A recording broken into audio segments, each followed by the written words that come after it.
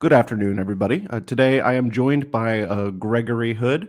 We've been planning this for a while, I know, about a couple of weeks, but we had to cancel it. We were planning initially on doing it right before Christmas. It was originally, I saw a tweet, I think, I don't know, maybe around the 16th, 17th. You were discussing James Burnham and Hmm. Julius Evola, who are two thinkers who I very admire and who have influenced my own thought. So I don't really know how we should jump right into this. Maybe you just go ahead. This is your first time on. So maybe you want to go ahead and tell us a bit about who you are and what you do. Yeah, sure. I mean, real name's Kevin Deanna. I think everybody knows that. I've already been doxxed to hell and back, so there's no point in sneaking around I that. know But I still use the word, I still use the brand, basically Gregory Hood for American Renaissance and some other stuff because people are used to it. James Kirkpatrick for VDare.com. Obviously, Twitter being what it is, it means I'm VDare James K on there.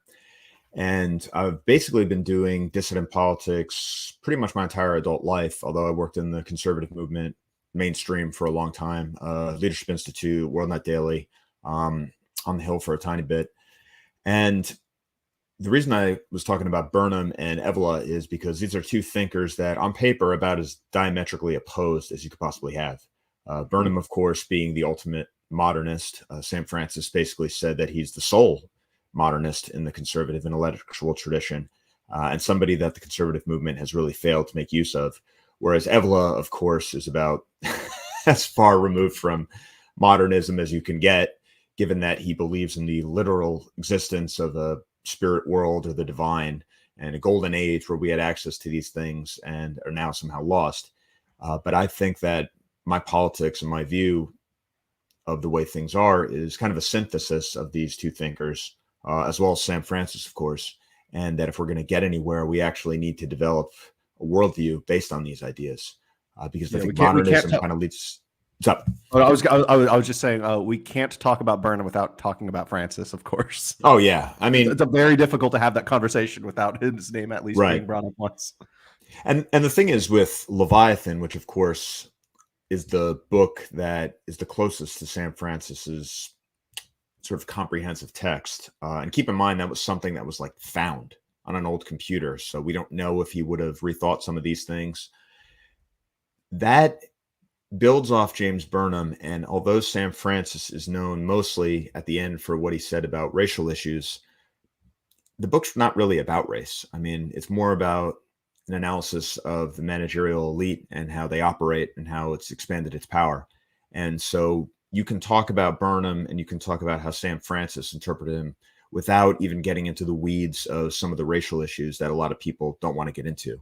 So even if you totally disagree with Sam Francis on race, you can still make a lot of use of Sam Francis's thought and James Burnham's thought on the managerial elite.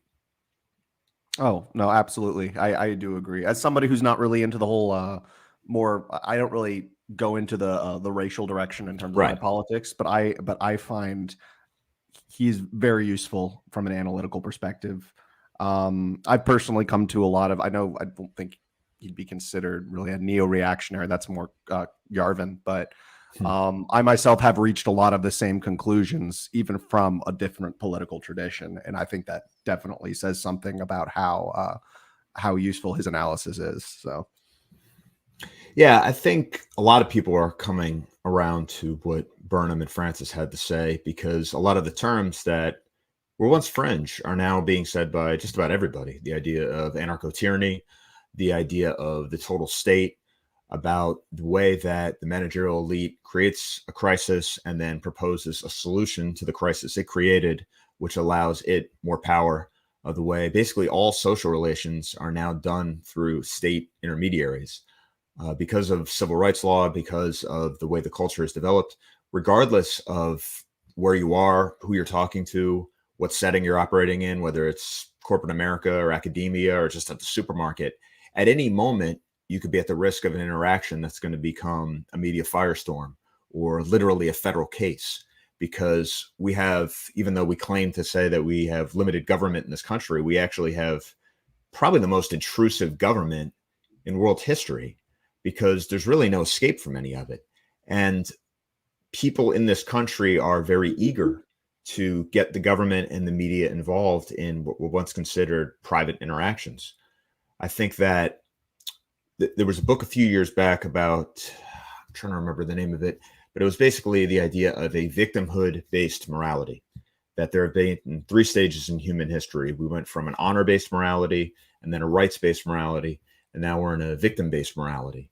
And power is exercised by making claims of victimhood, and then appealing to media and the state to intervene on your behalf. That started on college campuses, but now it seems like it's spread to the entire country. Yeah, I've never. Do you remember the name of this book? Because that sounds really interesting. Yeah, I can pull it up while we're chatting here. Okay. And I think it was, to their credit, I think it was Reason Magazine where I first saw this. But it came out, I think, in about 2015. And it's one of those kind of moments where everything just sort of clicks because you've noticed it before, but you've never quite given it a name or seen fully how it works as a system. And I think that's one of the other big things about Burnham and Francis is that on the right, we like to blame certain groups or even certain individuals as being responsible for all of our problems. Now, that's true to some extent. I always say politics is about who, not what. But we also have to think in terms of systems, because when you're operating in a system, people are incentivized to do certain things. And if we're upset with the way society is going, we have to think about, well, what sort of system are we operating in where people are actually rewarded for behaving in a destructive way? Yeah. Sorry about the rise of victimhood culture.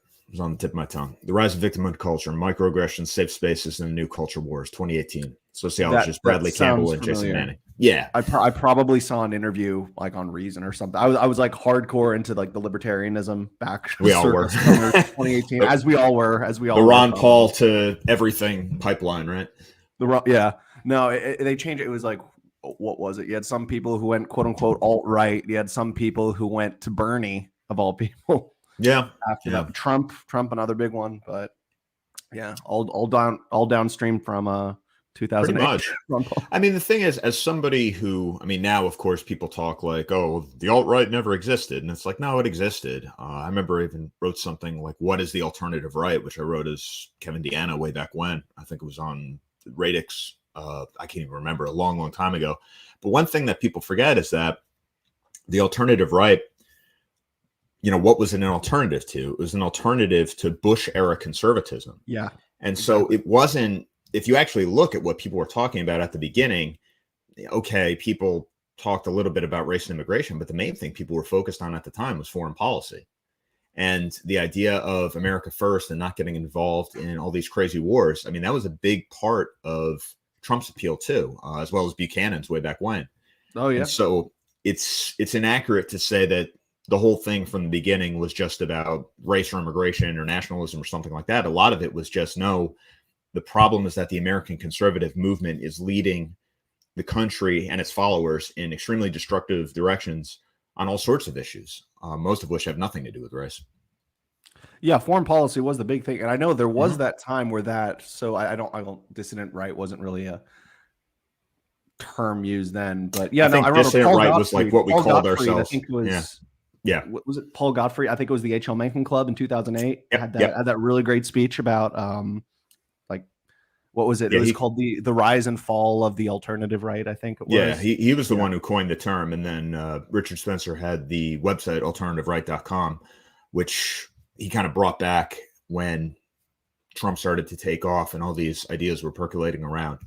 But, you know, it was a much broader based thing than simply Trump or immigration. And without Ron Paul, I don't think any of these people would be here today. Mm-hmm.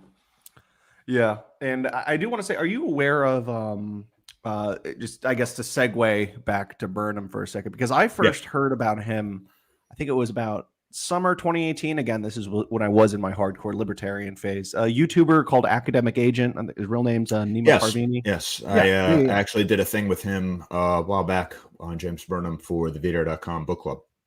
Oh, really? Maybe a month or two ago. Oh, okay. So yeah, I guess we are in similar circles. Same spheres. Right. I mean, I think we pretty much all are at this point. Right. But yeah, no, it was, but yeah, no, it was, he was the one who first introduced me to him. I'd never heard the name before, and I've always been a fairly well-read person, but and then I read the Machiavellians. I just, that book, I listened to it on audio, and it was a guy from the Mises So did I. Institute. Yeah. Yeah, the guy, it was somebody from the Mises Institute I knew who read it, but absolutely blew me away. Just that analysis. Basically, I wouldn't say it was life changing to the extent of Oswald Spengler's The Decline of the West for me. Probably not quite on that level, but definitely the most honest analysis of power. Yeah. Available at the moment. Right.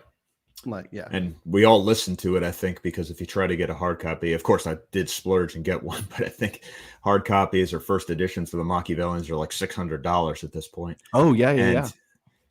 The thing with the Machiavellians is that and this is what Sam Francis was talking about, is he has been neglected by the modern conservative movement, what I call Conservatism Inc.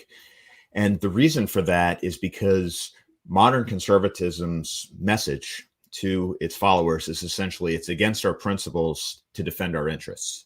You have a movement that basically says we are going to pretend power doesn't exist because, we have a constitution that says we don't have to worry about such things. And if we just get back to that, everything will be okay. And you could say, well, how does one go from Ron Paul to James Burnham? Because Ron Paul is, of course, the ultimate champion of let's just wave the Constitution around and everything will be okay. But when you start thinking about, well, how come this isn't working? Why is the system not working the way I've always been told it's supposed to work? You start getting into the analysis of how power actually works in the real world. And inevitably, you're going to end up dealing with elite theory and the Machiavellian tradition and Burnham. And once you start talking about these kinds of issues, it becomes much easier to see through how flimsy and not just wrong, but deliberately wrong, conscious misdirection that the conservative movement pushes on people, where they actually take people who see that something is wrong and start moving in a positive direction and say, no, go chase this tangent somewhere else that doesn't matter. And that's how we end up with a movement that has millions of dollars and huge conferences and thousands of followers and countless influencers and celebrities and everything else. And yet at the end of the day, it never seems to get anything done. Yeah, I at the same time, though, I still think there are like some of the efforts to try to oppose and supplant conservative Inc. I like the term. I coined a term a few years ago called BoomerCon, which I like to refer to the people over at Conservative Inc. But the quote unquote BoomerCon apparatus, you do have people on the right, like you see Nick Fuentes' America First movement. However, at the same time, I feel like movements like that just aren't serious enough, both in terms of both ideological consistency and I know whether we like it or not, optics is an important thing too. But just like on those two things, both optically and in terms of their messaging and their lack of ideological consistency, I feel like some of those movements just aren't necessarily viable enough in order to supplant the current conservative apparatus. Well, also, we have to consider the issue of deplatforming. I mean, I think that very true. What happened in 2015 and 2016 was not just that, President Trump steamrolled all these Republican candidates.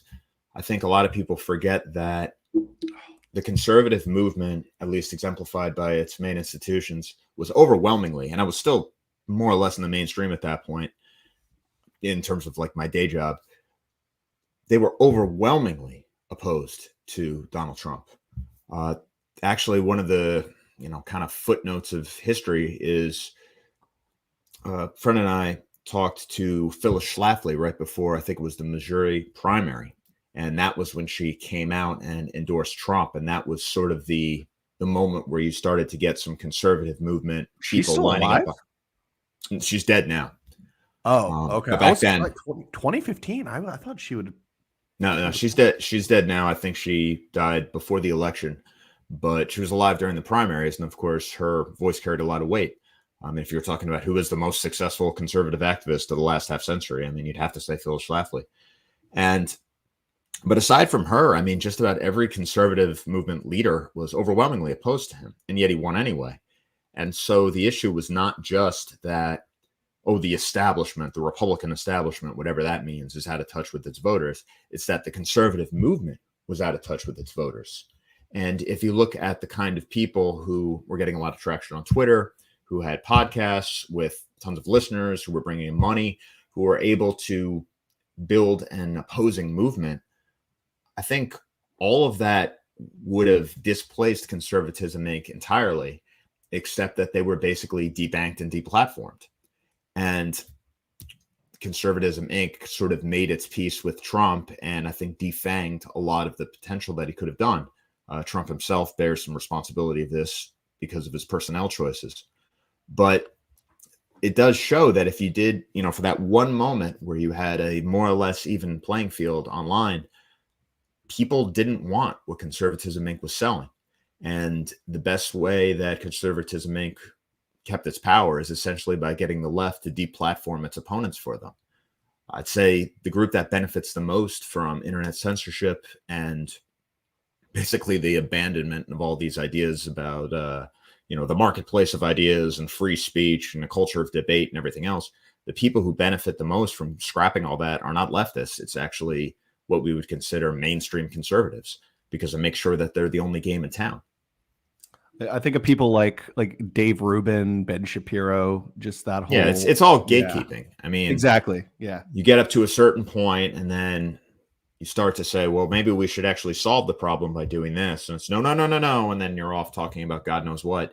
And we just never get anywhere. And that's the story of the conservative movement. And the question becomes, are they doing it consciously? And I mean, Jared Taylor always tells me, you can't mind read your opponents. You shouldn't assume you know their motivations. But based on what I've seen, I mean, I think they know what they're doing. The conservative movement is successful because its job is not to fight the left. Its job is to contain the right. And ultimately, when you start thinking about, well, why is this happening? Why are elites, why do they have different interests from those of the people they claim to represent? You have to come back to the Machiavellian tradition and Burnham to explain these things. And where do you think a good place to start for that would be? Oh, well, the Machiavellians is probably, if I had one book to give people on politics, I mean, that would be it. I think Michael Malice says the same thing, because he's not just talking about what he believes. He takes you through the entire intellectual tradition of Machiavelli himself, Pareto, Mosca, even Sorel, and, was a socialist thinker, but had the idea of the political myth. And for the left, it was the general strike, this idea of a revolutionary dream that would get people to work and sacrifice in the here and now for something that seems unrealistic, but is still deeply believed in by people and gets them to sacrifice and devote their lives to something important. You really can't understand anything that's happening unless you're schooled in that tradition. And because most of us don't go to universities where you're actually taught these things. I mean, at this point, I got out of college in 2005, and it was pretty bad then, and it's much worse now. You're not really going to learn much at the university. I mean, you're essentially going to learn how to call things racist, and that's about it. So you're pretty much going to have to educate yourself. So if you want a book that's going to give you a beginning understanding of this intellectual tradition, you start with the Machiavellians, and then you go from there. Okay. So yeah, I do say, what about, what are your thoughts on Suicide of the West? Because if I had to choose anything by Burnham that I've read, I think that one is my favorite. Mm-hmm. And it's, maybe it's just biased because anything that has the verb of the West or the decline of the noun in the title, right, I'll probably buy. So yeah, I mean, I can't tell you how many people started with Death of the West by Pat Buchanan. I mean, that was probably the key book. That's one I've not yet read yet, but I've heard good things. Yeah, I mean, it's very depressing how prescient he was about everything that happened.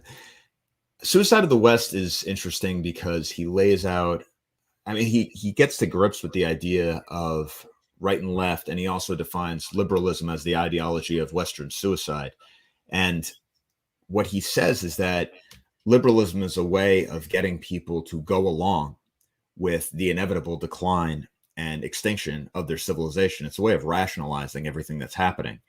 And I think that's very important, especially when we're talking about systems and the idea of looking at ideologies as simply the mask that power wears. If you look at the claims of liberalism, the claims of universal freedom, the idea of individual liberty, I think over the last few years, we've seen that that's all nonsense. Liberalism has essentially dynamited its foundations because progressives today quite openly say we cannot trust people to make up their own mind about political issues. We have to carefully curate the information that they're seeing, because if they're fed misinformation, by misinformation, we usually mean objectively true things, they're going to vote for the wrong people, or they're going to pass the wrong referendums. And we can't let that happen. Liberal democracy, far from being the open society, is now revealed as a closed society. And we think of this as something new. I think the mask has come off in the last few years. If President Trump did anything, we have to eternally give him credit for forcing the opposition to show who they really are. But Burnham saw all this more than, 60 years ago when he talked about it? And I think Suicide of the West was 51, maybe. I could be mistaken. And one of the things that is very bracing, when you're a teenager, early 20s or something like that, you think you're so smart and that nobody's ever come up with these things before. But the arguments really haven't changed. I mean, if you look at a lot of the stuff that Burnham was talking about in Suicide of the West, a lot of it could just apply to today. And liberals argued the same way. They used the same tricks of verbal manipulation to get people into going along with things that weren't in their interests. And the consequences were the same. And Burnham saw this and saw where it was all going.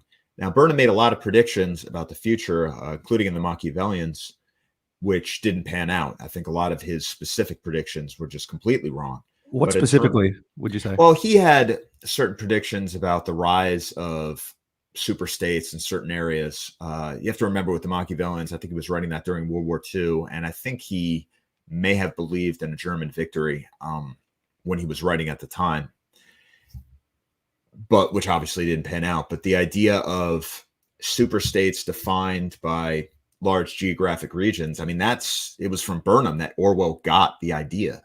Really? Did Orwell actually read Burnham? Oh, yeah. He critiqued him, in fact, because Orwell's, a Trotskyite. I think Burnham was a Trotskyite too. Yeah. I think they were both former Trotskyites. And so Burnham and Orwell, I don't know if Burnham responded to Orwell, but Orwell read Burnham and critiqued him.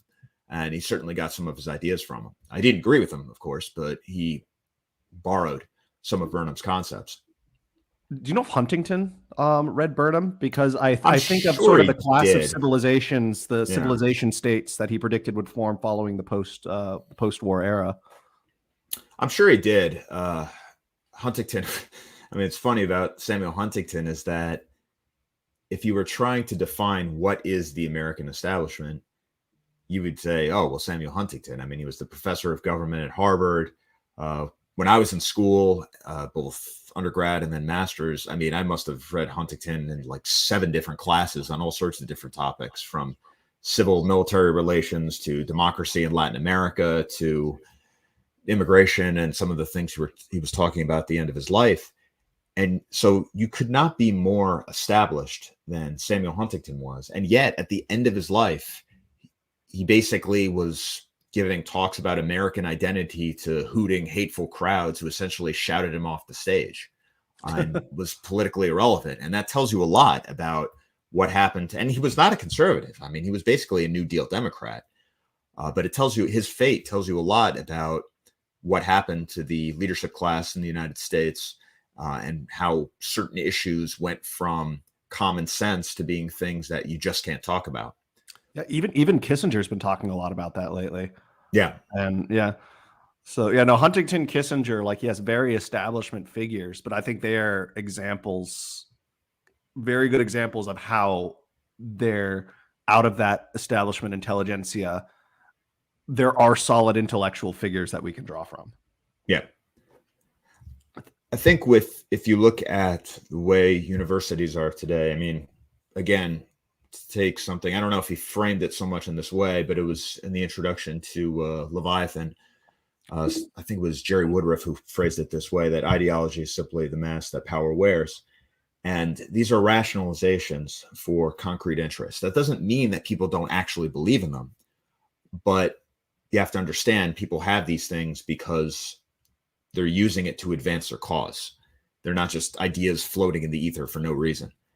And a lot of what happened with the rise of the New Left in the 1960s is you had people, we had this idea that the establishment in the 60s were these, stern conservatives who were ruling these institutions, and then they were overthrown by campus liberals. That's not really true. I mean, essentially you had New Deal liberals, people like Huntington, who were essentially toppled by more radical figures who were not willing to make the compromises that the New Deal Democrats had made. And now those people are in charge of those institutions, and intellectually, they're not very impressive. They don't even engage with ideas seriously the same way that somebody like Samuel Huntington would. But politically, they're more effective because they understand the friend-enemy distinction. And at the end of the day, that's all you really need. And that's why so many of these institutions in the media, in academia, and even just corporate America at this point, we understand that when progressives move in, they systematically purge people who they know are not on their side. And then they use all the resources they have to wield power and crush opposition and bring more money and patronage to their side. Meanwhile, conservatives, other than those in the Machiavellian tradition, are off in the ether talking about the Constitution or what George Washington said 300 years ago. And they really have no idea of what's actually happening. It's just platitudes. Yeah. And in terms of the masses, I mean, this idea of just owning the libs, I mean, you're basically just writing articles or posting memes on Twitter over and over again saying, can you imagine if the situation was reversed? Or saying, oh, look, I caught them in a contradiction here. But it's not hypocrisy, it's hierarchy.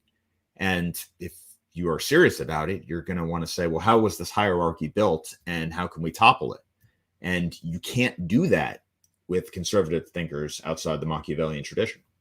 And I think that can also apply to the left as well. And there are way fewer Machiavellian thinkers on the left. But that's why I like people like George Sorel, for example, because you see there is this prevalent problem on the left to be able to properly identify, even though they're able to go about using the tactic or using Machiavellian tactics. I don't know if it's intentional or not for them, but they at least understand it in the practical sense.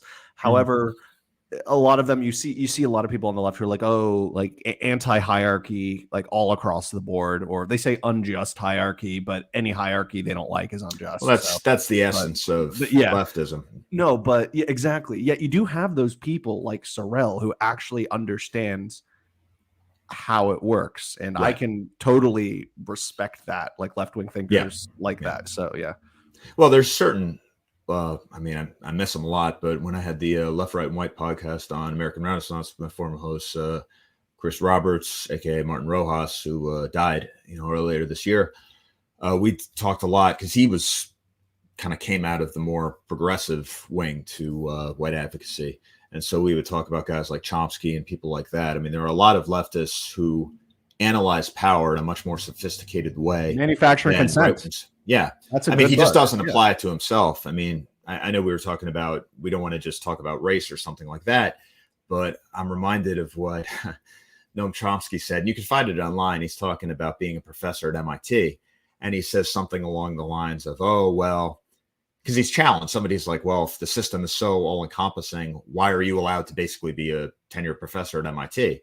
And he says something along the lines of, well, MIT makes weapons for the military and the military doesn't care what I say as long as MIT is still serving its ends. And I'm thinking to myself, well, yeah, but if Noam Chomsky tomorrow said something like, I think there are racial differences in IQ, I think he'd be out on his ass very quickly. I mean, there are certain things the system actually does care about where you are not allowed to talk about certain things. And when you look at guys like Chomsky, he's useful, but they never apply that analysis to themselves. And I think that can be more broadly applied to the new left, where you really do have some great analysis, even the deconstructionists, of how power works and how systems are upheld, but they never quite turn it around and realize, but they're the ones telling us this. I mean, this is something that I think anyone in college realizes when you have somebody who's screaming about how oppressed they are and how the system is rigged against them and how terrible the people who rule society are and everything else. And this is a tenured professor who doesn't really have to work that much and makes a six-figure salary talking about how they're oppressed. I mean, they are the establishment. They are the system. They're the ones with power. But if you try to use these tools against them, things get very hairy very quickly. And I think Burnham is one of the few guys we have on the right who's clear-eyed about all this and can see the situation as it is. The reason why we need somebody like Evola, to touch on him, is when we start talking about ideas like left and right, a lot of people say, well, there's just no such thing, right? Or that these terms are outdated. But if you look at a guy like Evola, it gives you a grounding of, no, there really is a difference between left and right. There really is a difference between egalitarianism as a defining value and greatness and hierarchy as a So for him, it's value. like less political. It's more epistemological. I guess, in terms of you need that philosophical grounding. I mean, these are two thinkers that could not be more different in many ways. But again, if I had one book to give somebody, I'd say the Machiavellians. But if I had two, it would be the Machiavellians and Revolt Against the Modern World. Mm-hmm. I have a copy I'm holding in my hands. I have Metaphysics of War right here. That's the only one I could scrounge up. Yeah, but that's a good one. Yeah, for like motivation and when you're about to, I don't know, go for a PR and a deadlift or something like that. But I think Revolt Against the Modern World is more systematic, and it also gives you a new insight into how history is developed and a lot of these themes that we see unconsciously echoed, even in popular culture, over and over again. And I believe it was Academic Asian who had a thread not that long ago where the left, too, I mean, they are aware of Evola. It's just they invert everything about him. And so you kind of need Evola as a ground, even if you just say, like, look, he's making some of these claims about, gods or spiritual forces and everything else. Even if you don't buy that, you need to have that in your head because most people throughout history did buy that. And most of the symbols and systems and traditions that define not just the West, but everybody are built on these ideas.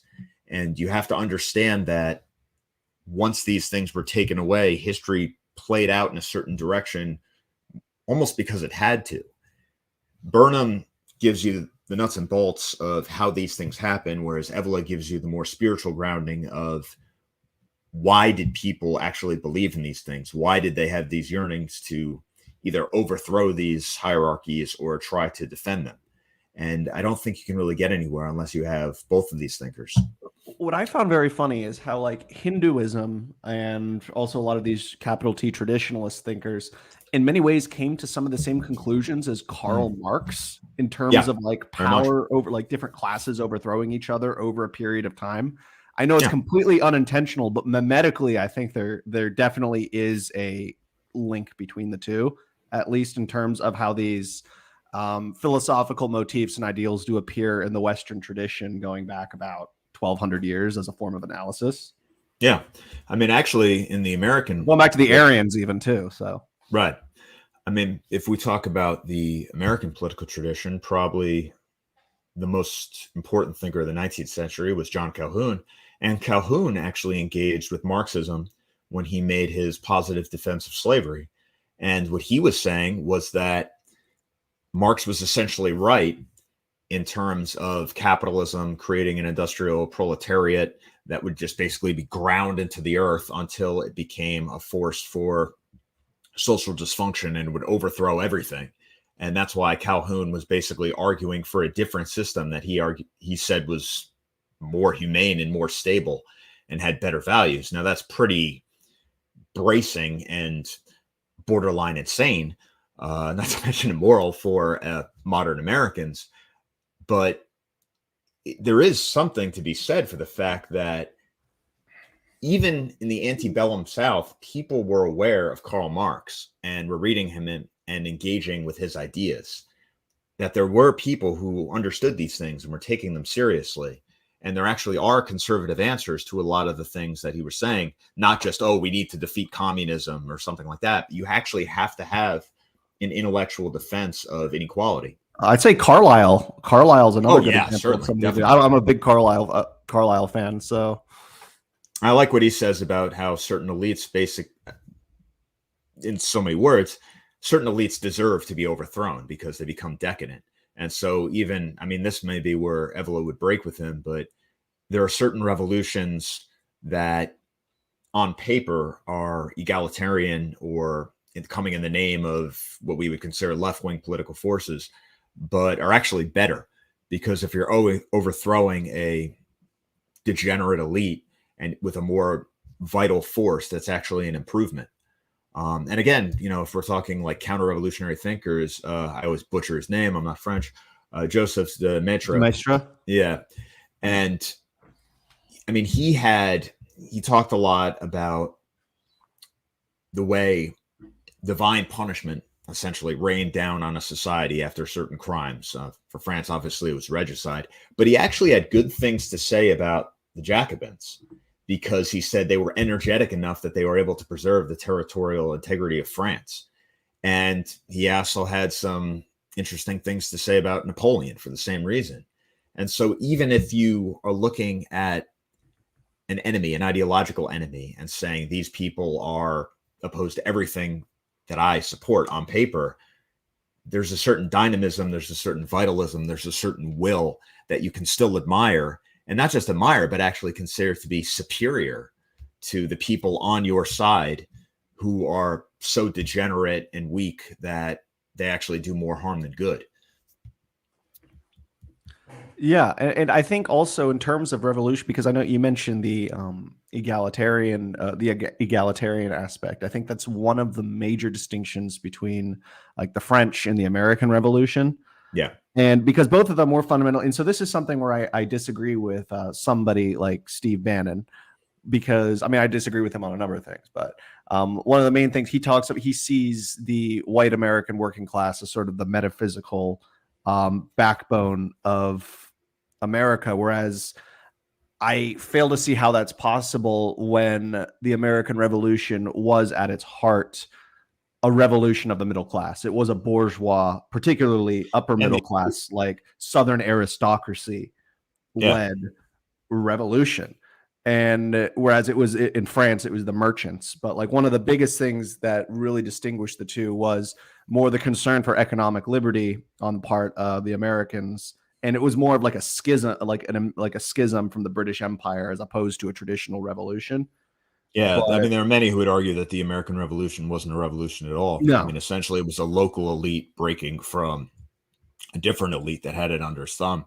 And when you look at people like George Washington, I mean, you're talking essentially about, and a lot of left-wing thinkers will get into what poor people were saying during the revolution and what some of the soldiers were even saying, how a lot of the more radical ideas that they had were basically defanged because the revolution was led by men of property and substance, and they never lost that position of leadership.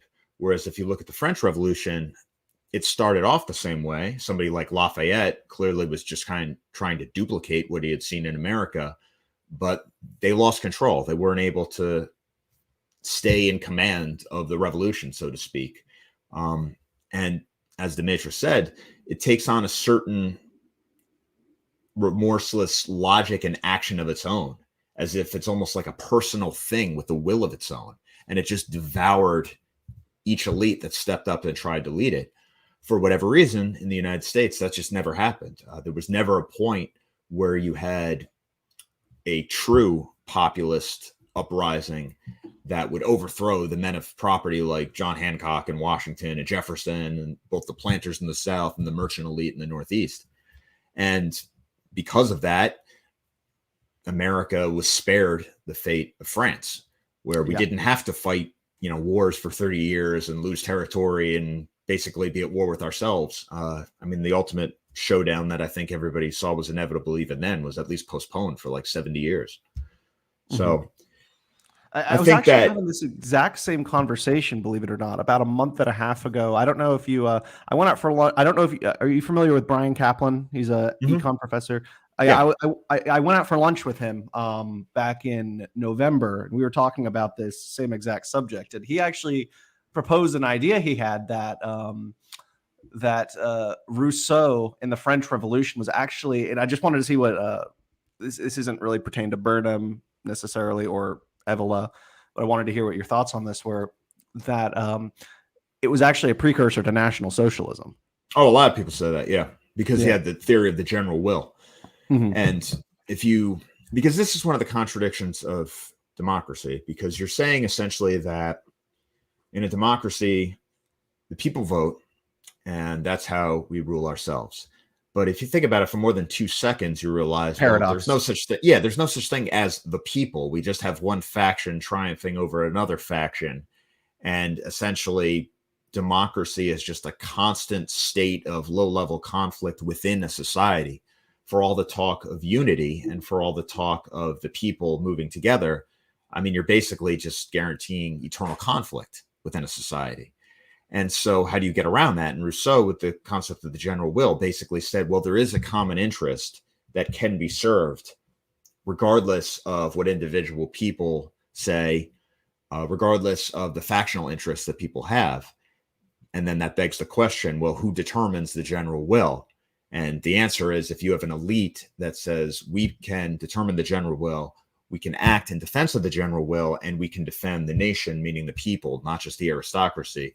I mean, you can see how that does lead to totalitarian movements of the right, like fascism and National Socialism.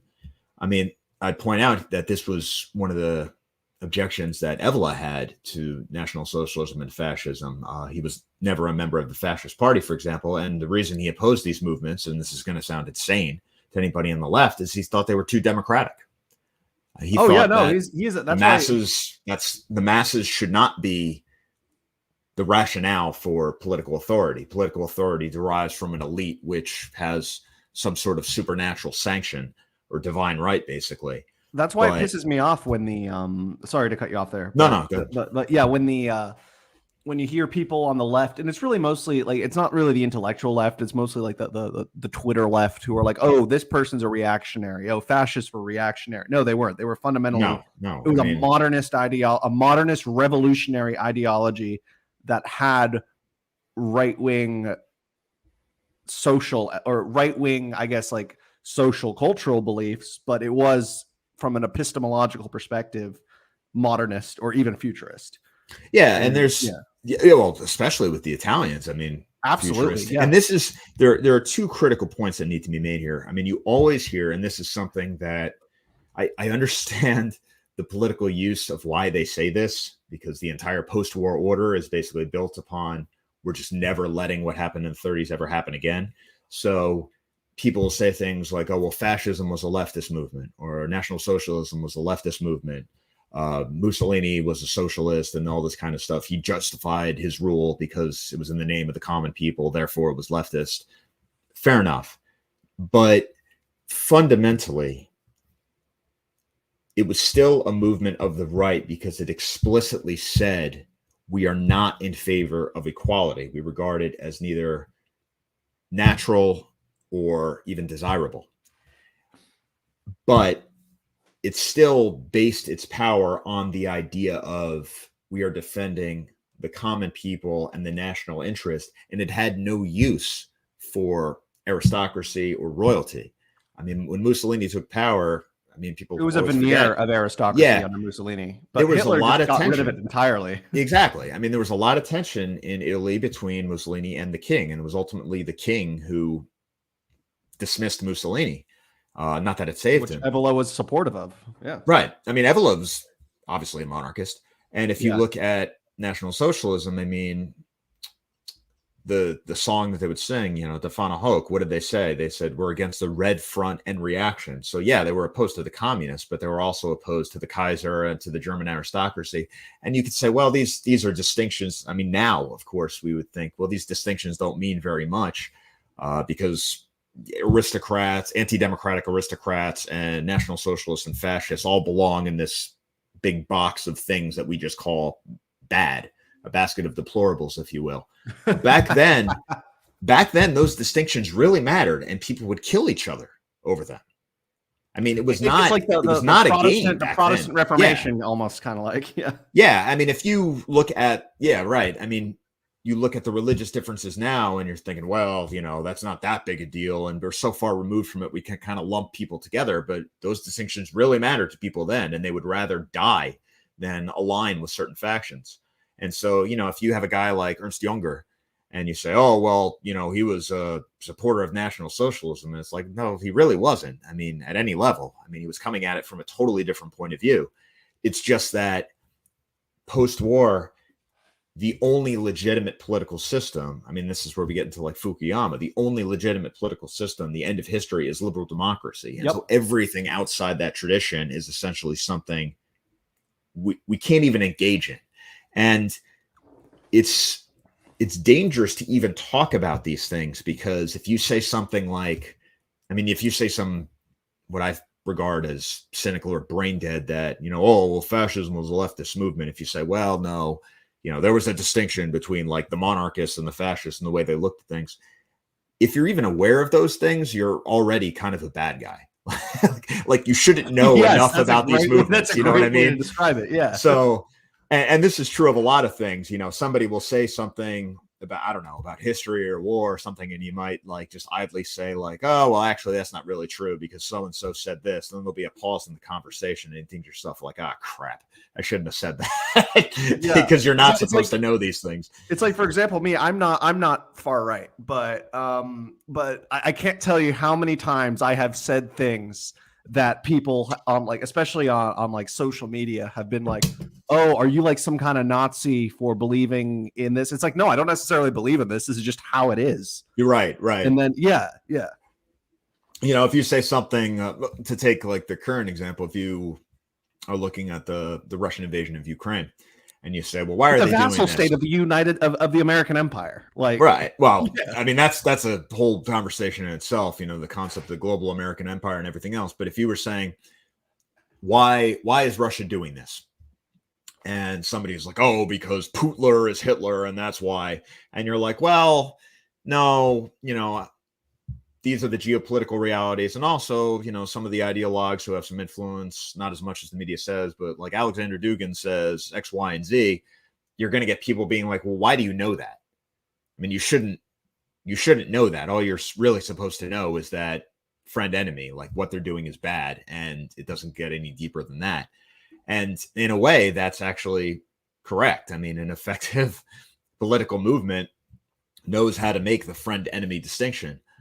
And maybe one of the problems with the right is that we start talking about these ideas, and we start talking about all the distinctions, and create these little special snowflake ideologies that are so distinct from everybody else, and think that we've solved all the problems.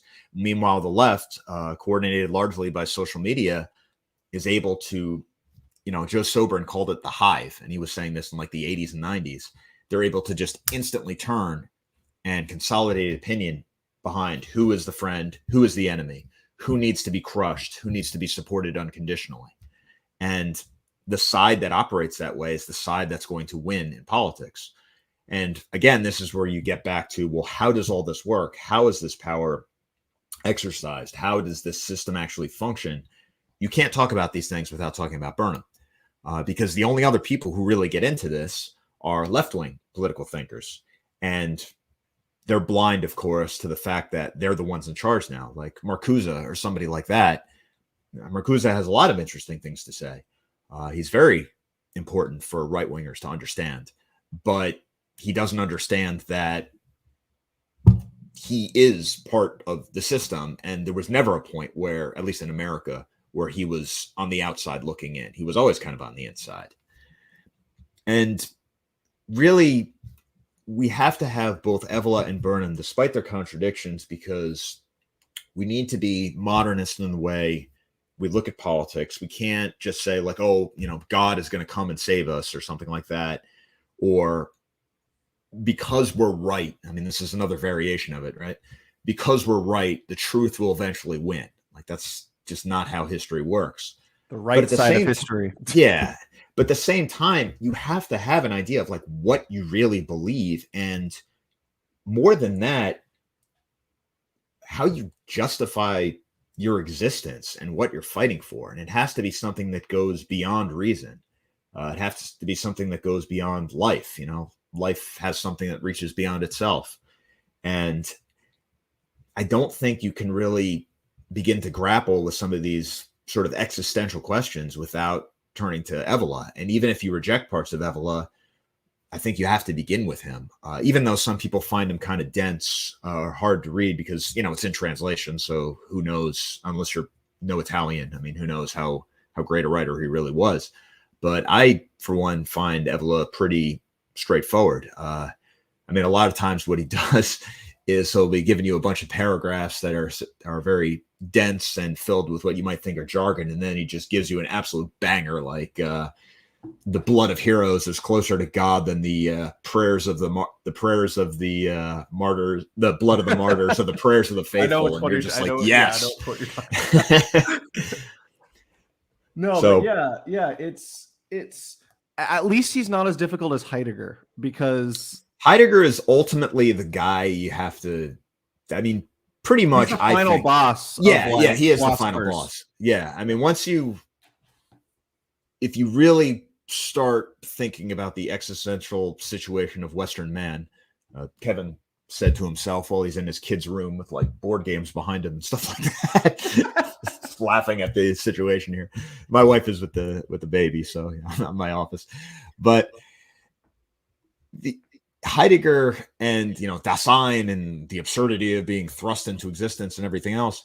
I mean, you're dealing with things that are, you really just have to be concentrating on nothing else. And you're also doing this through translation. So already it's tough because you're not getting the concepts the same way somebody who knows German would get them. And also Heidegger is another one of these people that the fact that you're reading him and talking about him already makes you a bad guy, because we all know what political movement he supported in the 30s, at least for a while. And so at least to keep tenure. Yeah, at least to keep I mean, you can justify it however, but I mean, that's just a historical fact that he did. And if you say, well, you know, Heidegger says blah, blah, blah, blah, blah, I mean, you're going to get the pause and be like, wait a minute, like, you're not supposed to know that. And okay, but I will stop you for a second, and I will say, to be fair, I was assigned Heidegger in a university introductory English class, which was very strange. That is very strange. Introductory English. So what I ended up doing, and the professor was like pretty liberal, which was funny too. And so I ended up going to the professor, and I recommended that he check out Man and Technics by Spengler. And I found out 2 semesters later he assigned it. Wow, that's very interesting. When was this? How many years ago was this? This was after I went back to university. This was maybe like 2-3 years ago. Well, not that long ago. Yeah. I mean, I wonder whether they'll still be doing this. I mean, this is one of the things, my political activism, I guess you can call it. I mean, originally was Youth for Western Civilization, which was like a campus group. But when I was actually in college, both at William and Mary and then at American, I never had to deal really with any left-wing professors, you know, failing me because I wasn't a liberal or something like that. I got along famously with my African history professor. It was actually you know, Things Fall Apart, you know, Chinua Achebe, like the one African novel that you basically have to read no matter where you go. Yeah. His daughter was my African history professor. And, you know, my final paper was like on Rhodesia or something like that. And, but yeah. Well, I mean, that's the thing for anybody watching. I mean, much to my surprise, I find myself a married 40-year-old man as opposed to what I think I am in my head, which is still like a 22-year-old kid. I feel it. If you're a younger guy, if you're in college, just got out of college, and you're thinking to yourself, like, look, I understand things are wrong, and I understand that the media is lying to me or the institutions are lying to me, but I don't really know what I believe, and I don't really have my worldview fully formed. unfortunately, these are the kinds of things you're going to have to seek out for yourself. And it's worth taking these kinds of classes, doing some independent reading, talking about joining online book clubs, be it the Vita Book Club. I think Patrick Casey's starting one. Any of these things, to approach these things in a structured way, because they're going to help you clarify your thinking and make you more effective. The other thing I would say is, if you're a smart kid coming up through high school or something, I just wouldn't go to college unless you're going for a STEM field.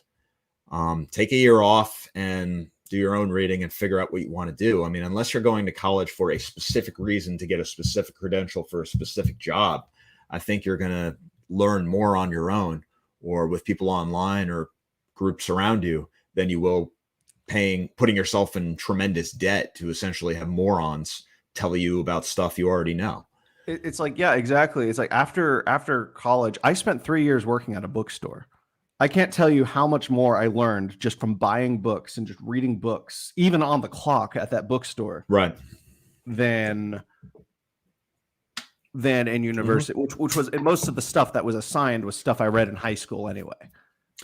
I mean, I benefited from where I went. I mean, again, or Doc House, so it doesn't matter. I went to William and Mary 2001 to 2005, and I have a lot of respect for my professors. I never dealt with any political persecution or anything like that. Neither did I actually. So.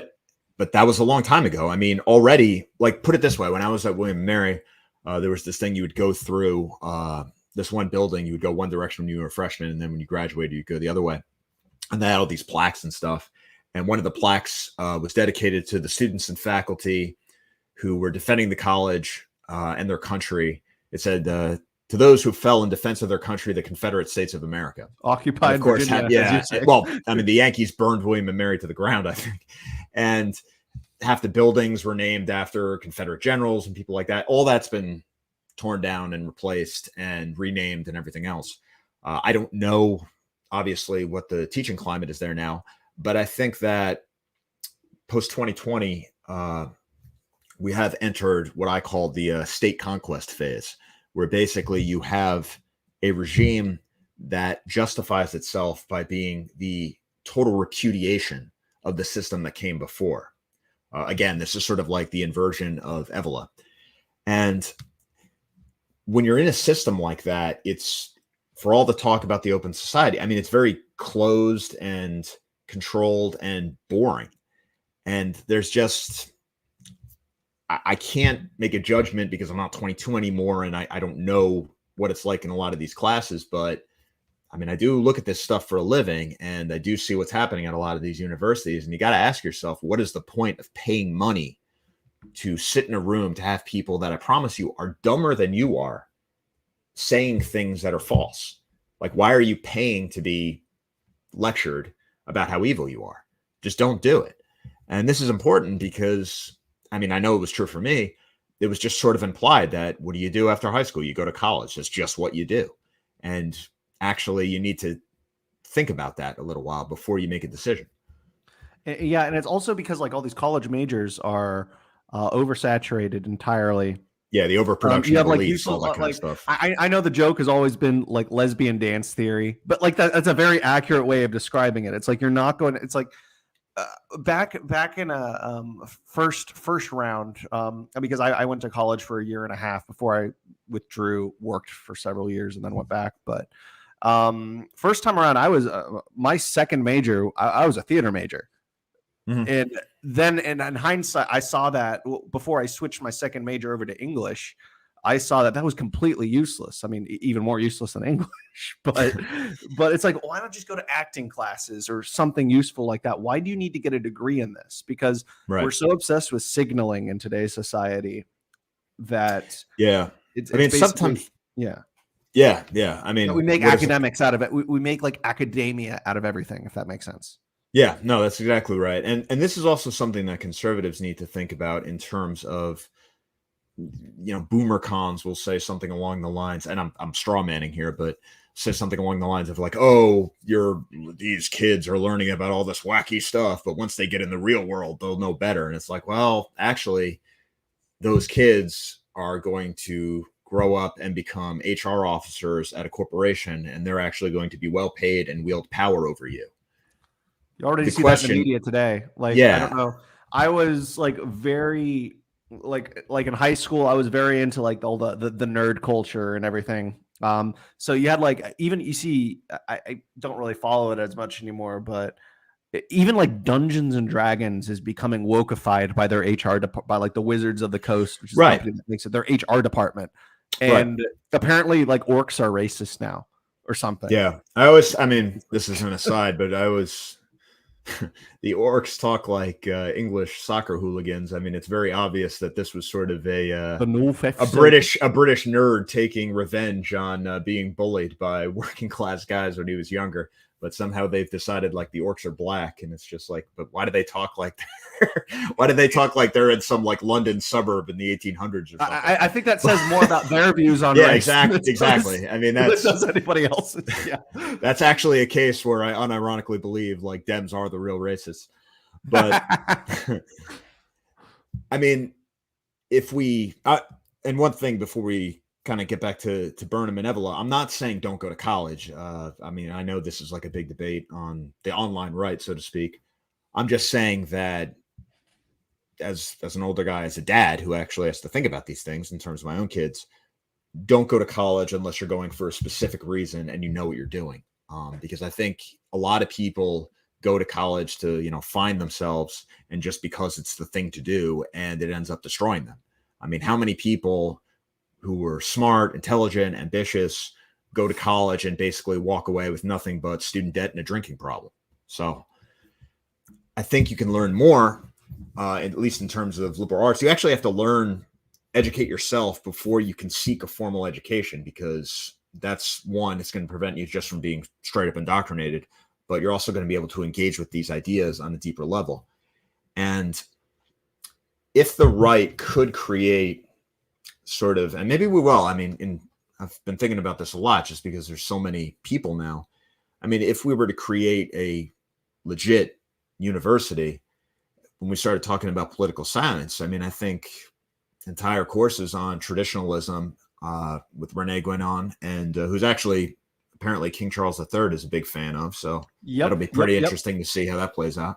No, that's why I'm in the context of the United States, I am very much pro like aristocratic democracy, as I call it. But in the context of Europe, I'm very pro like the traditional monarchs, and I think King Charles III. I know he's not very popular in the U.S., especially because everyone was partial towards Diana and everything. But right. I don't know. I'm a fan just because of his reading list. Like, right, take what we can get. I wouldn't be surprised if he's read Evola either. Right. No, I'm sure he has. He's probably smart enough just not to talk about it. Right, Guénon, you can get away with talking about, especially because he converted to Islam. But Evola, I mean, there's two kinds of Evola readers, right? There's the people who really get into it, and then there are people who see him so basically just sort of a masculine motivational thing, because Evola is one of the few guys where you can have a 500-page book filled with jargon, but you can also take one or two sentences and slap it on a t-shirt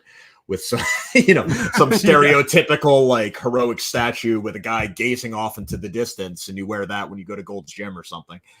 But that's a great way of describing it.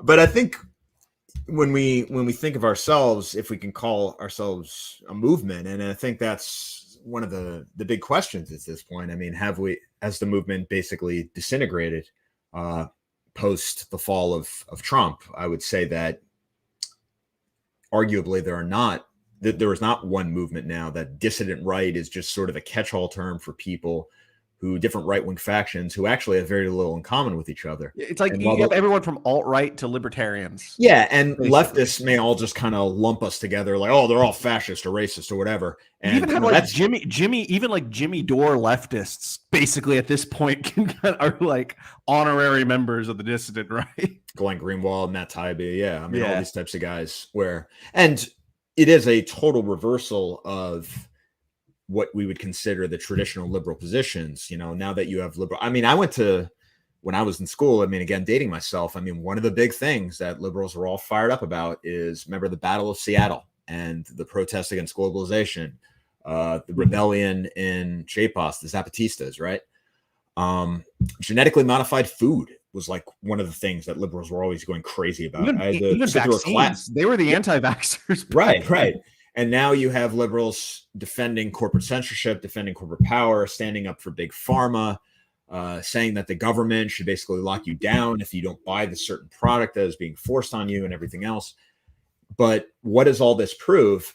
It's not that, liberals are hypocrites and therefore, no, like that doesn't matter. It's a question of who, not what. And you have to say, okay, this reversal happened because these people had these concrete interests. These classes have an interest in these things happening.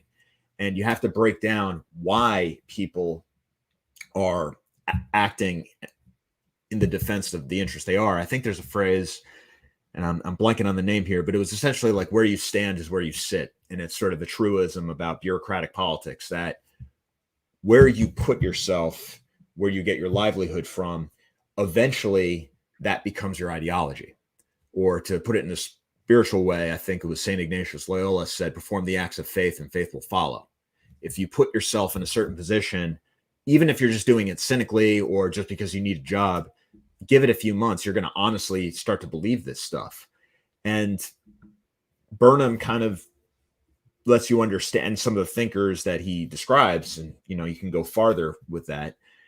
We'll show you like how that happens in real time and what it really means to have a managerial elite and why that explains the way society functions the way it does. But it also has a lot to do with the conservative movement and a lot to do with the American right, because you have a lot of guys coming up and they'll get a job. I mean, I did. You get a job at a certain conservative nonprofit, or you are working with a certain group, and whatever your original views, you find yourself essentially becoming a gatekeeper. I was as guilty of this as anybody else, because it was in my material interest to basically make sure that the institutions I was part of were the ones that were driving the conversation. And you could justify it to yourself by saying like, well, we shouldn't talk about this idea, or, well, we'll get in trouble if we bring this figure in. But eventually, if you just stay there, you're going to end up believing this stuff, and you're just going to end up becoming one of these conservative Inc. staffers who really has nothing to show for an entire career except, a mediocre paycheck and an apartment in the wasteland that is Northern Virginia. I mean, I actually have to completely know what you're talking about. All I'm going to say is I know exactly what you're talking about there. And it was also different then too. I mean, I don't, not to get like autobiographical, but I think this is interesting in terms of the way bureaucratic politics works. When I was working at, say, Leadership Institute, I mean, for God's sakes, one of my coworkers was Oliver Darcy, who basically makes his living now trying to cancel people who were saying the same things he was back when he was my friend and we were working together. Everybody knew more or less, what I was about and the kinds of issues I cared about.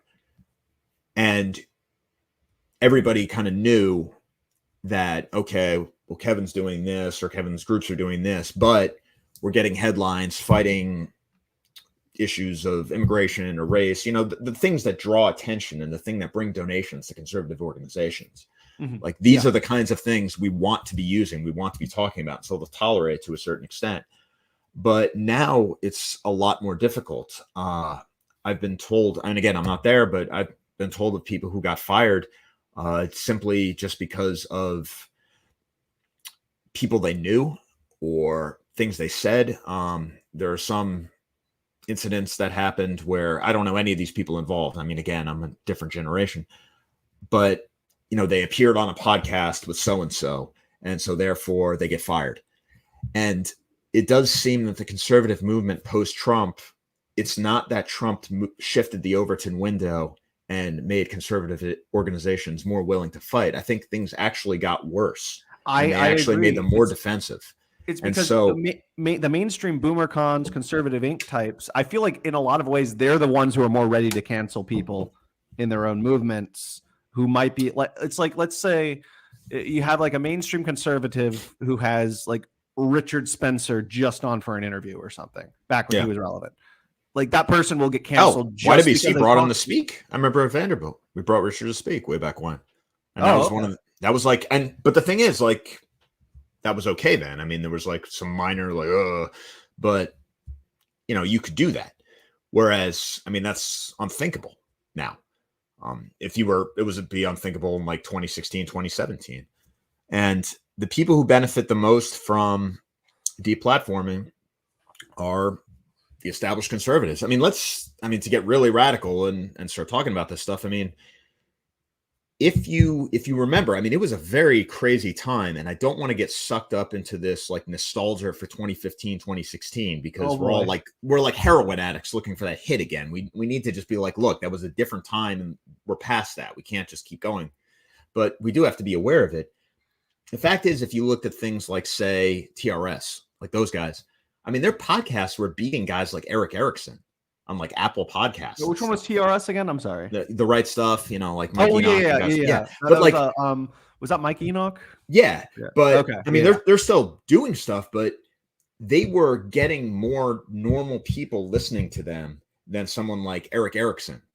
And they were probably, somebody like Ben Shapiro was probably hearing footsteps when you look at the type of people who are listening to podcasts. Now, I'm not like a podcaster, so I'm not fully, and I've never really been a part of the whole streaming culture and the online blood sports type thing that goes along with it. It's funny, I stream, but I am very anti blood sports. Well, the thing, again, to get bureaucratic politics, I mean, people say like, why is the right so divided and everything else? It's because fighting online and starting arguments and feuds gets you hits, makes people interested, and that's the way you get donations, and that's how you survive.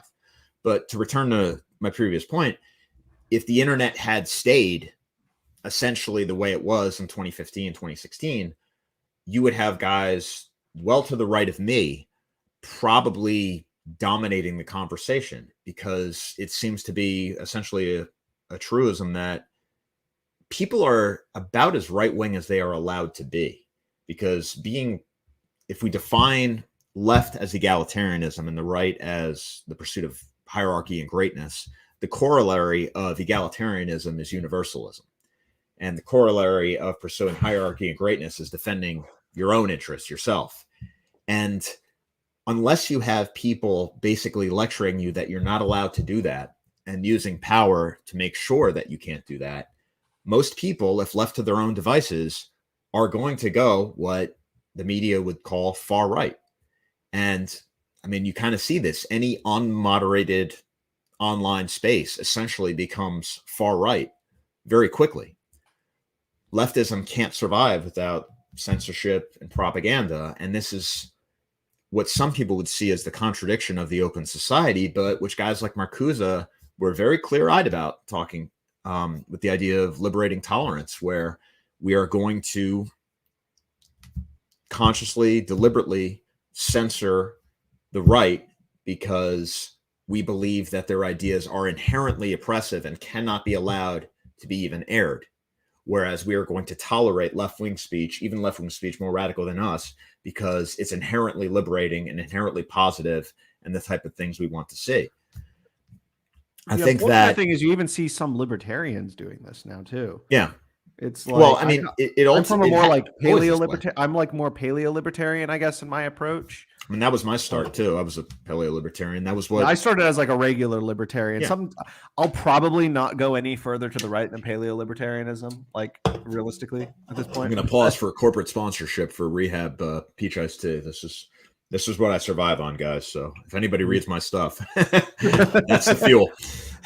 Yeah, no, but yeah, it's even like, if you take a look, there is actually a Wikipedia, and he's not even a paleo-libertarian, but there's a Wikipedia war on Tom Woods' article. Like, oh my God, yeah. It's crazy. It's like there is an entire section dedicated to Tom Woods' view on immigration. And it's one sentence. It's like, Tom Woods said in 1994 when he was a paleocon that he opposes immigration. It's like, that was 30 years ago. It's like, why is this that's one of the big section? Things. That's one of the, and again, it all comes down to bureaucratic politics, money, who's in control of these institutions, who's actually got the power to determine what a certain institution says.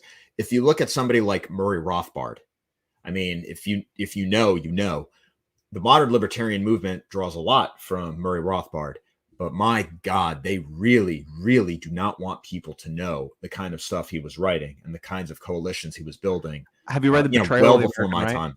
What's that? Have you read Betrayal of the American Right? Yeah. That's a great book. Yeah. Yeah.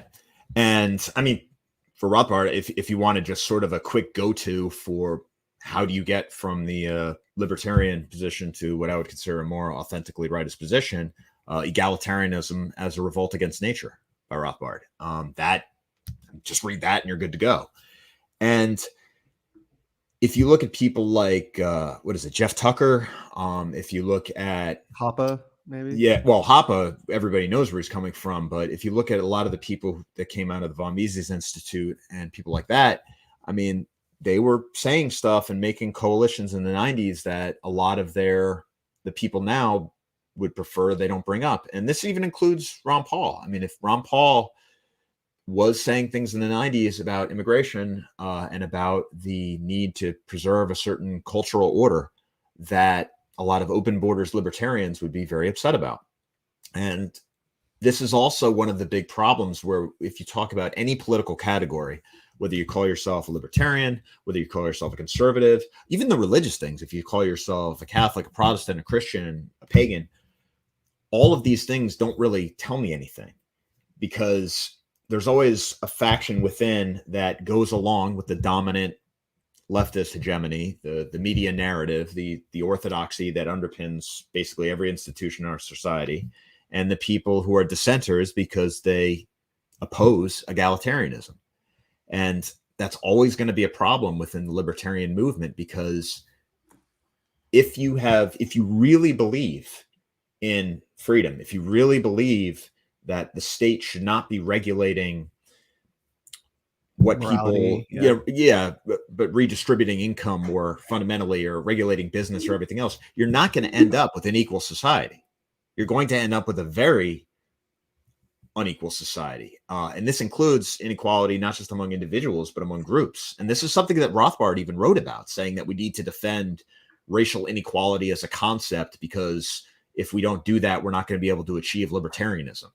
I mean, that's a radical statement. Yeah, that's a very scary prospect if you're like some guy working at, like, I don't know, the Cato Institute or something like that. But like, you have to do it.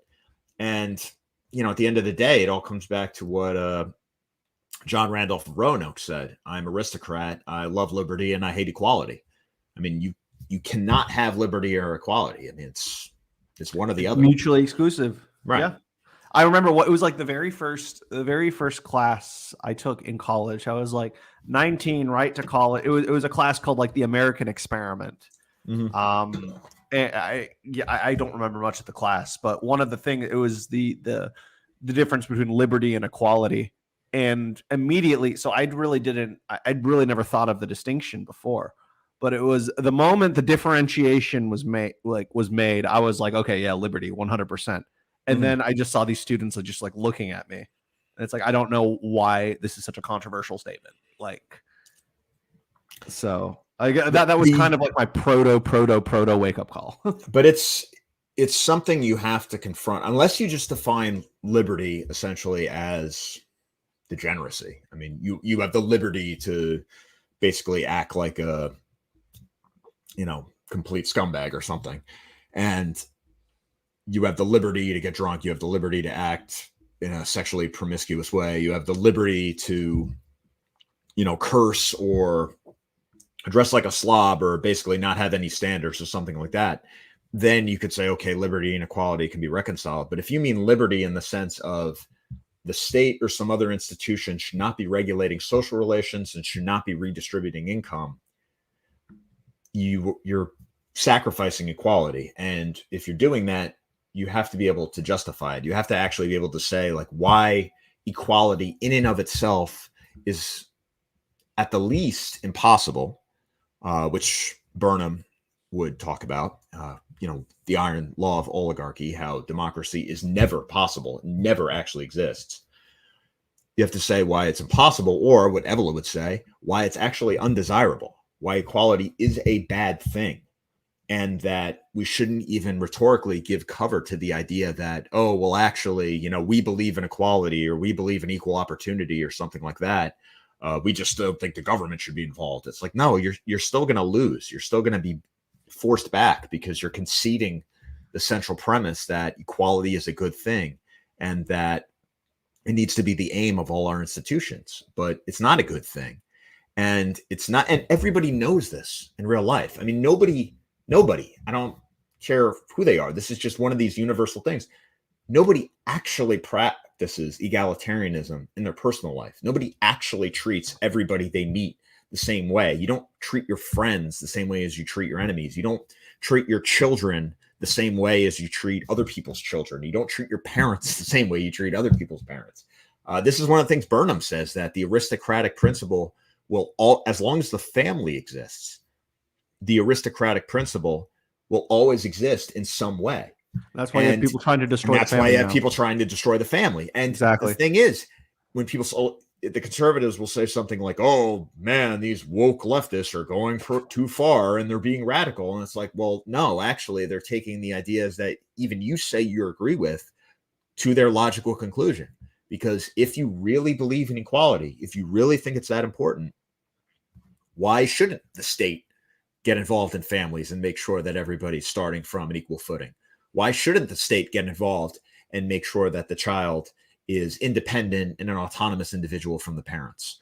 And this is how the language of individual liberation and emancipation in the real world turns into a total state and a bureaucratic nightmare and a surveillance nightmare that controls essentially every single part of social relations.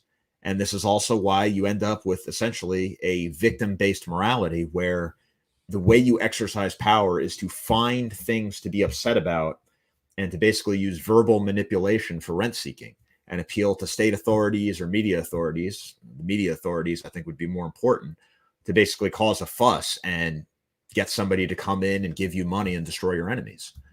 And these are fundamental questions that you have to deal with. And the conservative movement just does it. And they just sort of see the crucial ground and then wonder why they just keep losing over and over and over again. Unless you're willing to defend inequality, we're just going to stay on this path forever, to the point of total entropy. I've always thought, it's very lazy, I think, when people say like, oh, there's no such thing as left or right, or leftism is the state and being right wing is liberty. Oh yeah, that's the one I hate. That's the I wouldn't buy that definition. I think a workable definition is leftism is defined by egalitarianism. The right is defined by the pursuit of hierarchy and greatness, because hierarchy serves a greater end. But I would even go more fundamental. I'd even expand it to say the overt embrace of hierarchy. Yeah, and because left still believe in hierarchy, they just don't. They just like to shield the mask it. Right, and I would even go so far as to say, and this is where you get into Evola and even into mythology and religion and things like that. It's a question of order versus chaos. The right, obviously, being the party of order. I mean, there was whole movements in European history that called themselves like the party of order. Like that was actually their name. Mm-hmm. And leftism is essentially the force of chaos and entropy. But to some extent, I mean, you can't have a society that is like totally right wing, for example, because it would be calcified and would never get anywhere. I mean, you do have to have a certain element of chaos. You do have to have a certain element of rebellion.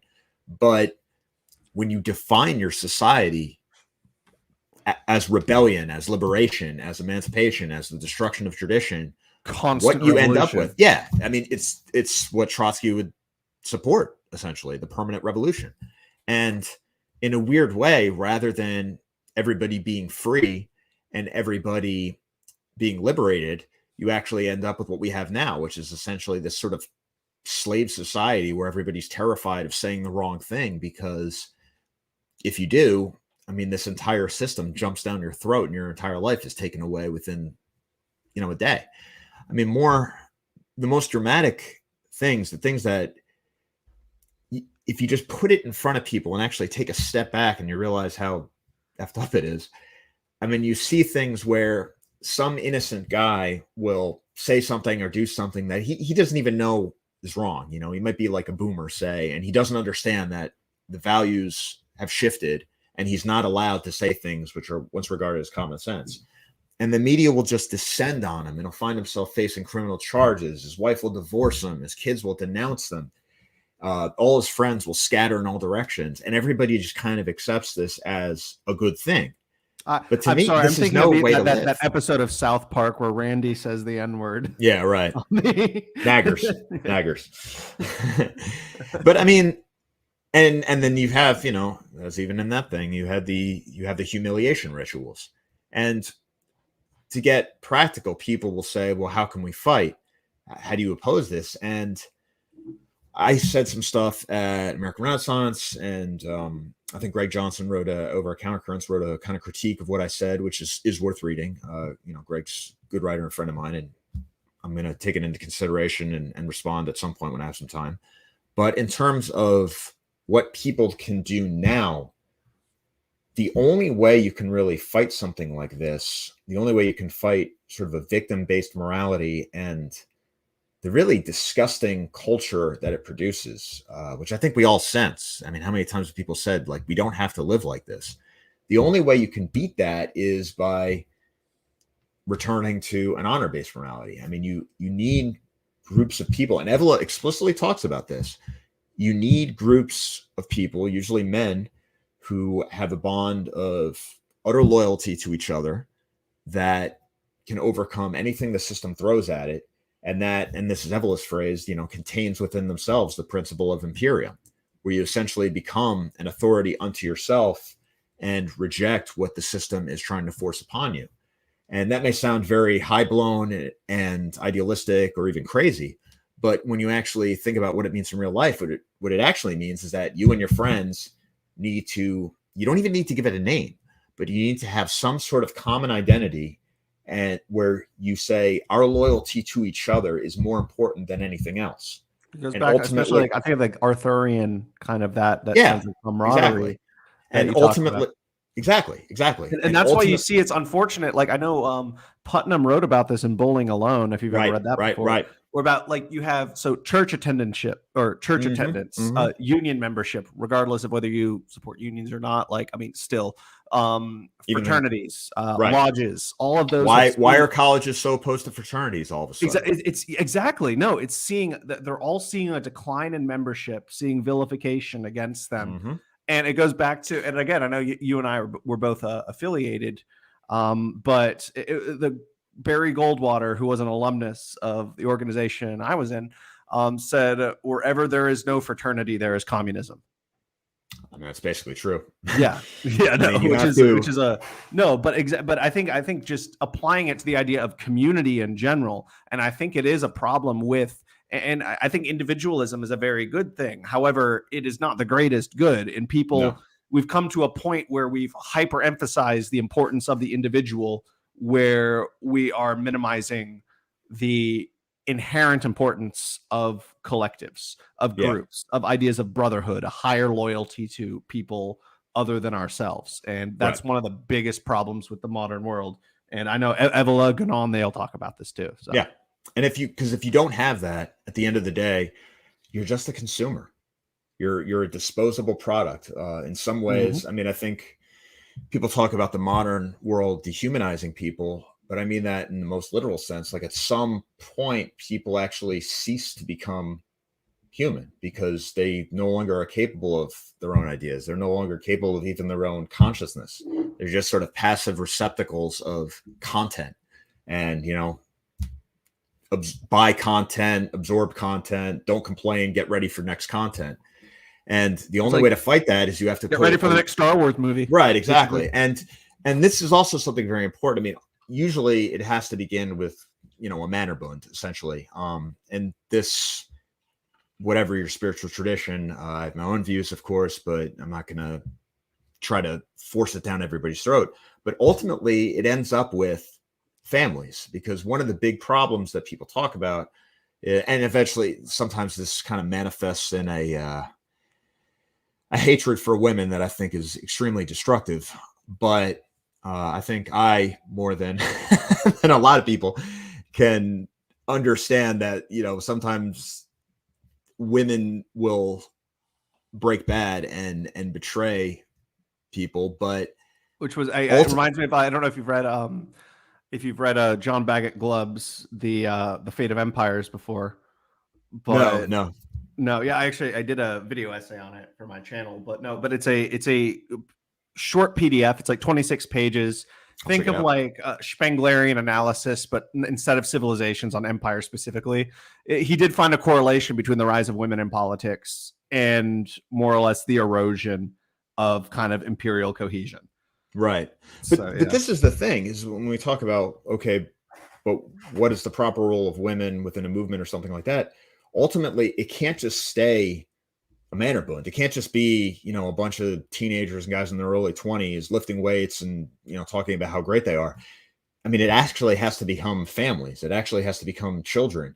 And that means you have to make difficult choices like, no, we're actually going to have these families working together. We're actually going to be schooling our kids. We're actually going to be buying land. We're actually going to be essentially creating the world we want to live in. And women become involved in politics because, and the politics not of democracy, but the politics of a group, because they are the ones who are dominant and should be dominant in a lot of these spheres, especially when it comes to the home and education and things like that. And a lot of the problems that men are facing and a lot of the problems that women are facing, which you see manifesting in depression, alcoholism, psychiatric drugs, suicide.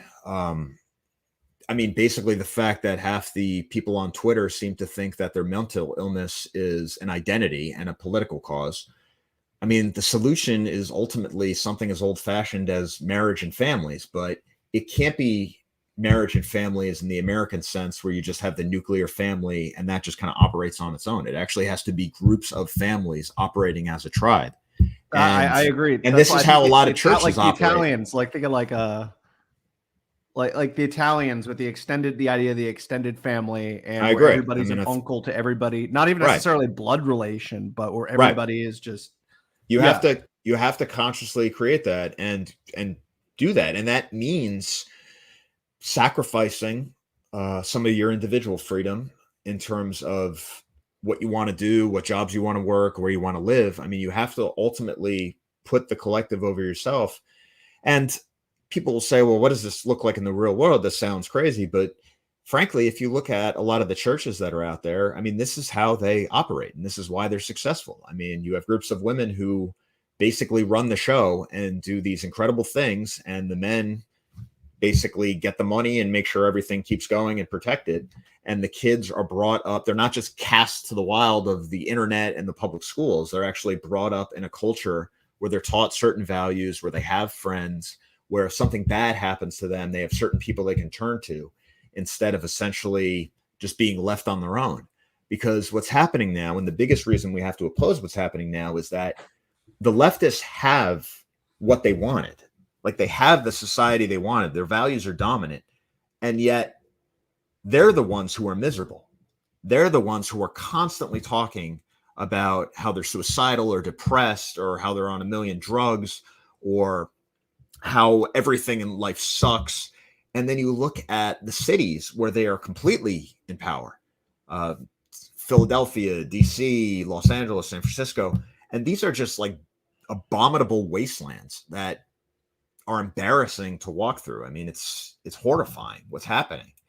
And I'm just they're having preaching this I'm as having T.S. liberation. Eliot flashbacks right now. Yeah, and the Yeah. thing is, you have to hold the mirror up to them and say, like, look, you guys got what you wanted, and you're miserable, and all you've produced is destruction. So, like, yeah, you won. I mean, you owned the conservatives, and you created a wasteland and called it diversity. And ultimately, the way you defeat that is we do not have dominant media power. We do not have a political movement in a democracy that can overcome these things. How we should engage with the political system, I mean, that's a whole separate discussion. But in terms of what people can and should do in their private lives, is you actually have to be, you either have to form, find, or seek out one of these types of groups and join it and make it the most important thing in your life. And that's a very hard thing to do. And that may sound bracing or crazy even, but I do think that's the only answer. And the fact is, a lot of people, I mean, just about everybody who's involved in a lot of these conservative Christian churches, they may not put it the same way I just did, but they're doing it in real life.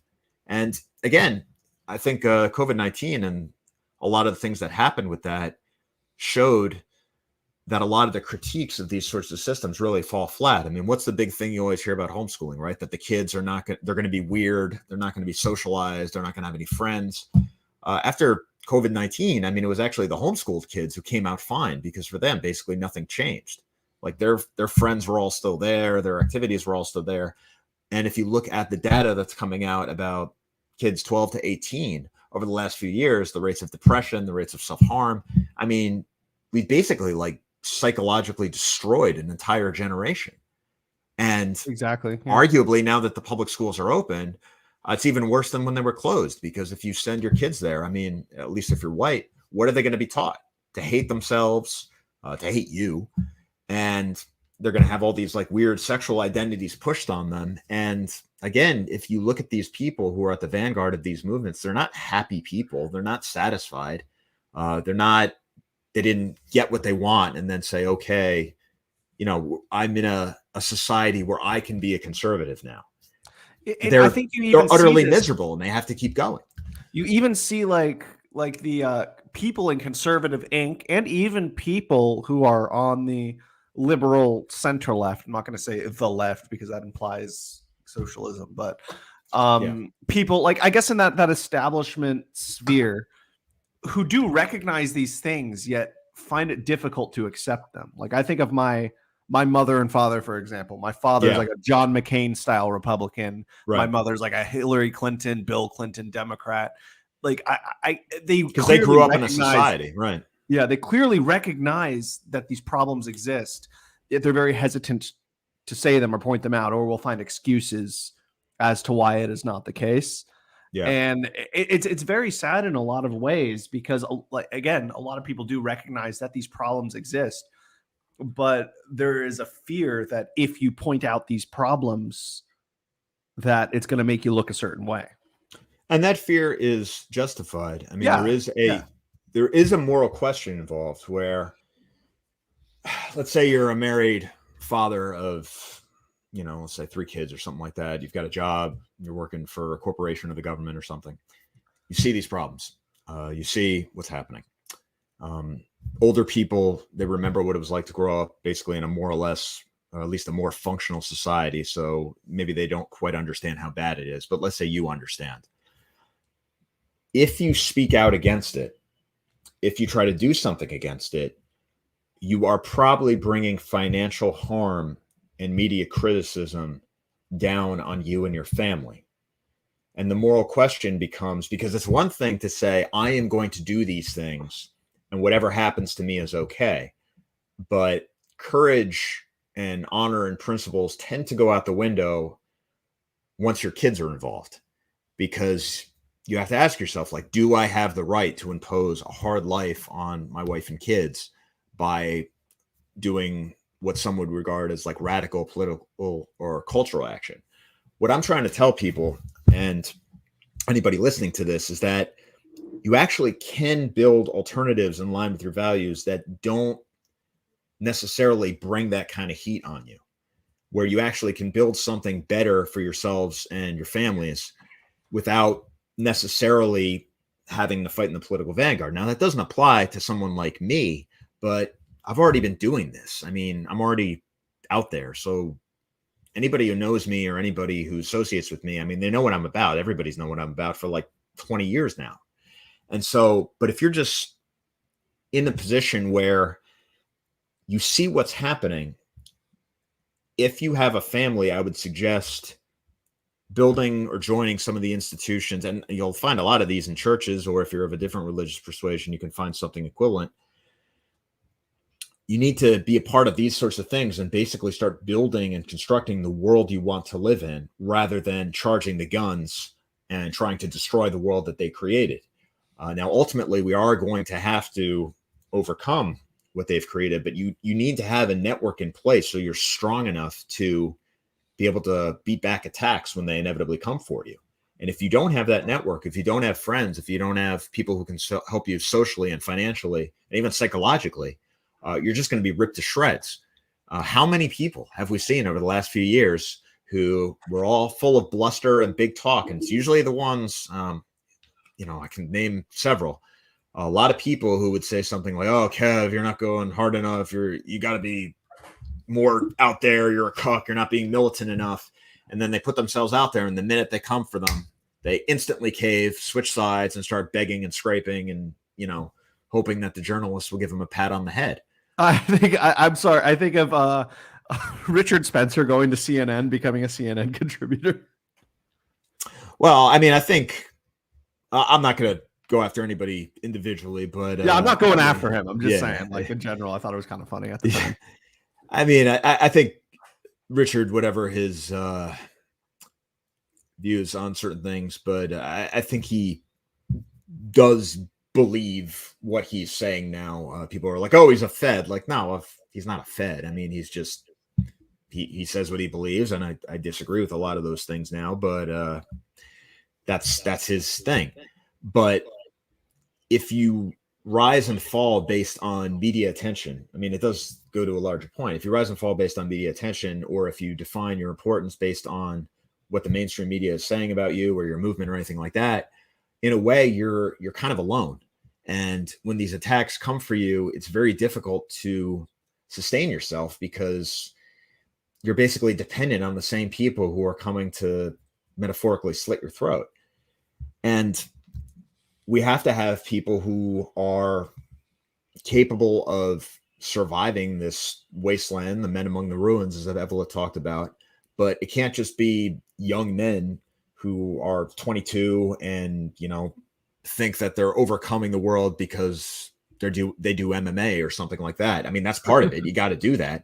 But ultimately, it does have to be families. It does have to be kids. It does have to be a lot of these kind of old-fashioned things that are still important and still give life meaning. But you have to be aware of how power works in the real world, and that's why you need Burnham. And you have to have an idealistic version of what you see as the ultimate good and the thing that you're willing to do anything for. And that's where you get Evola. And I hate to do this, but no, I was actually about to end on that point because I know you got to get going. I got to go get my kid. Yeah.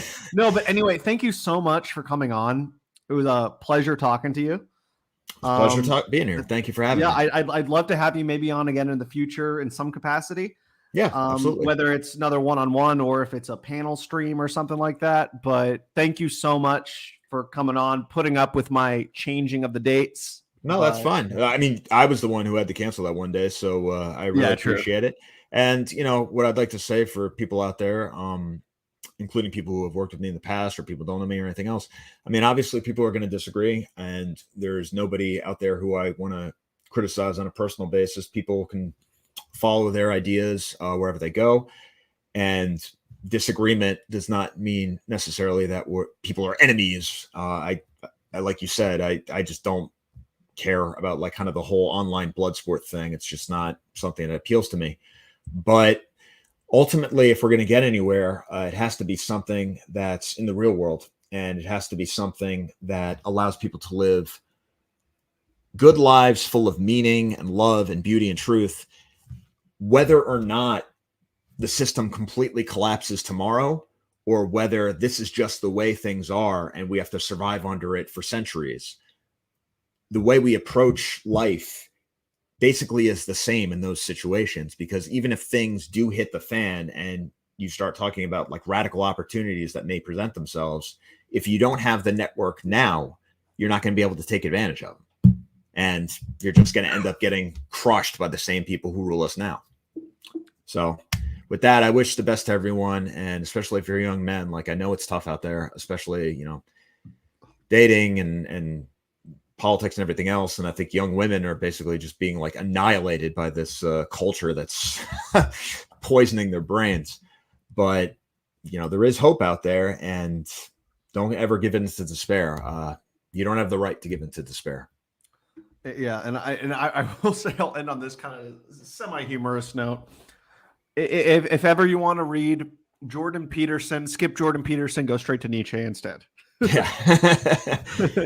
You have to go through nihilism and come out the other end. Exactly. All right. Thank you so much, Thank Kevin. You. Appreciate I it. hope you have a great day and Merry Christmas. Have a Happy New Year. Merry Christmas, Happy New Year, Happy Yule to everyone, and let's have a great 2023.